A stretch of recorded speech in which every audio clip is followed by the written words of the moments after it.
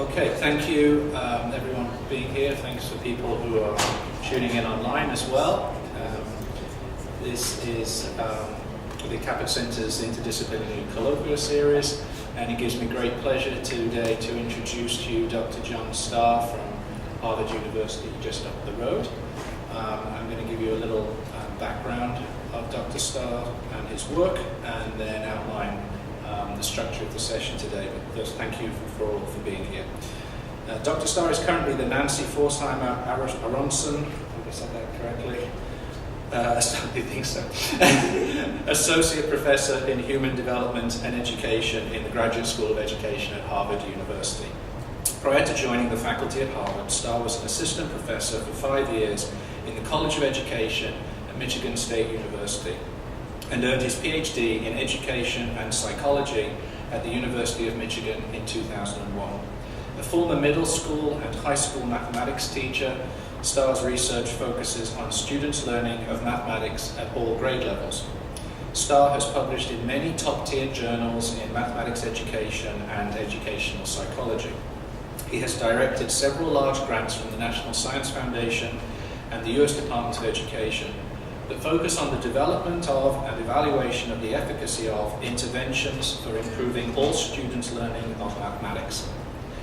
In addition to his research on student learning, Star is an experienced teacher of in-service and pre-service mathematics teachers. It's a great pleasure to introduce you. I'm going to hand it over to Jon in just a moment. He is happy to take questions during his talk. His talk is about 40-50 minutes, but he's happy to take questions at any time. And I think he said that he might push some of them towards the end if they're more involved, but feel free. He hopes and wishes this to be an interactive talk. Thank you very much. Hi everybody, thank you. Thanks for inviting me to be with you here today to talk. I'm going to be talking to you today about some research I've been doing on comparison and how it may improve students' learning of algebra. In some ways this talk has a little bit of everything. I'm going to be reporting on some research that I've done and offer some research results. I'm also going to be offering some reflections on the research and on decisions that we made to pursue this kind of research and lessons that we've learned about doing this kind of research. And as Stephen said, feel free to interrupt with questions, whether they're little or big, and if they're very big, we might push them to the end, but otherwise I'm happy to have this be interactive. Before beginning, just want to acknowledge the usual suspects here. Thanks for the funding that we received from the US Department of Education and the National Science Foundation.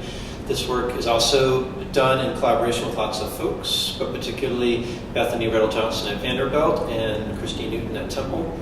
And then some folks who have worked very hard on this at Harvard, Kelly Durkin, who's a postdoc with me at Harvard, Courtney Pollack, Katie Lynch, and Claire Gogolin, and then lots of other research assistants at lots of places. And I would say Beste should be on this list too, because Beste worked in the very, very early stages of this when she was a graduate student at Michigan State.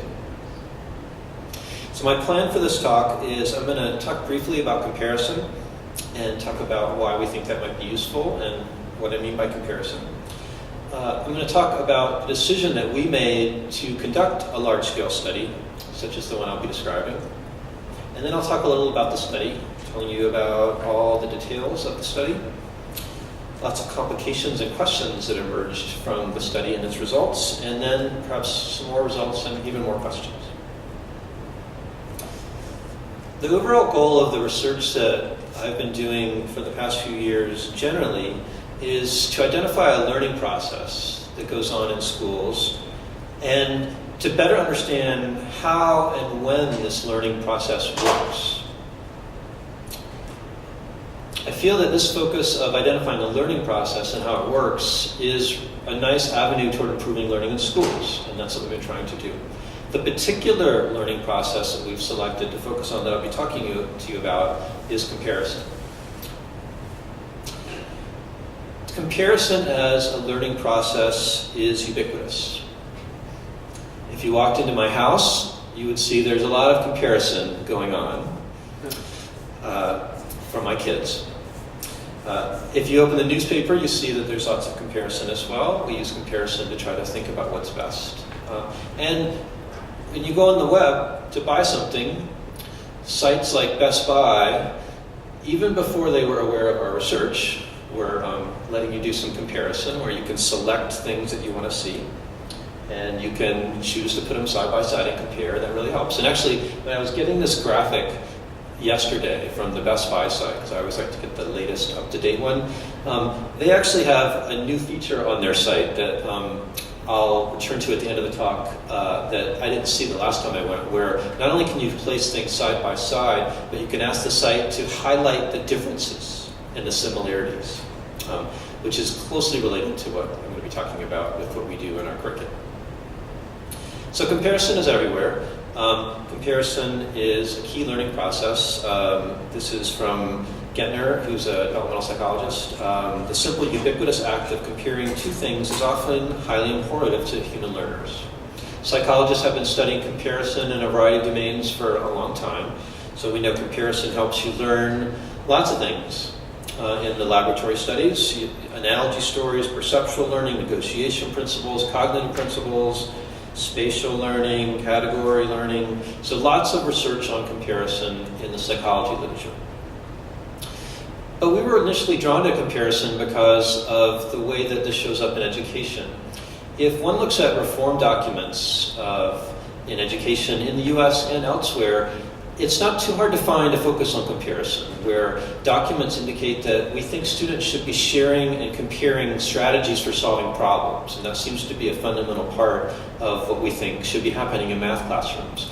And our observation was that, at least in the US, this focus on comparison was one of a constellation of practices that seemed to be advocated for good instruction. It was one of many. But we couldn't find research that tried to pull this one practice out and identify whether this particular practice of comparing was a good thing for teachers, or whether it was just one of many things that should happen and we're not sure which ones work and which ones don't.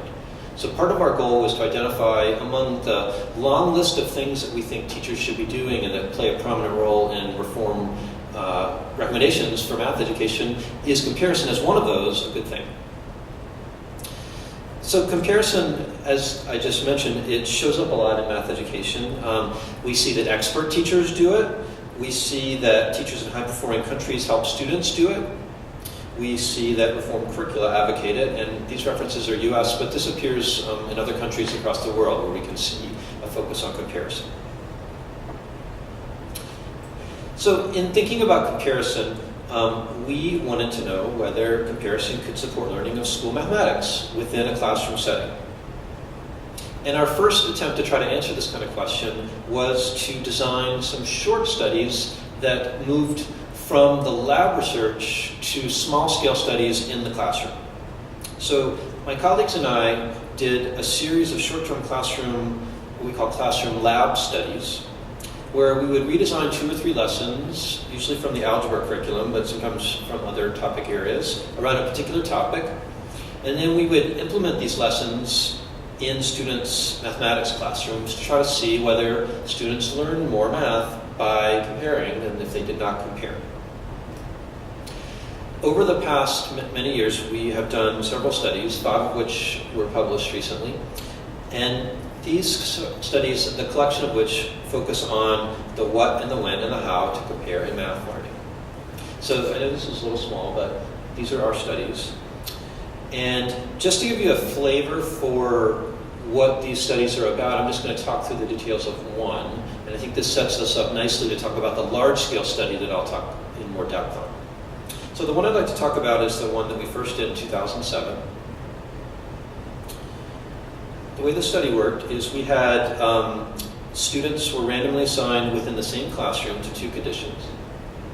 There were some students who were in what we call a compare condition, and this is where they compared and contrast alternative solution methods for equation solving. And then we had students in what we call the sequential condition, and they studied the same solution methods, but sequentially. This was a short study, but it was a pre-test intervention post-test design. We worked with 70 7th grade students. And the way the study worked is that students would work with a partner, and they would study and explain worked examples that were in a written packet. And they would do this over 2 or 3 days, and we would have a test before and a test after to see what they learned. The way the conditions worked, there were, again, two conditions, a compare and a sequential condition. In the compare condition, students would see something that looked like this on each page of their written packet.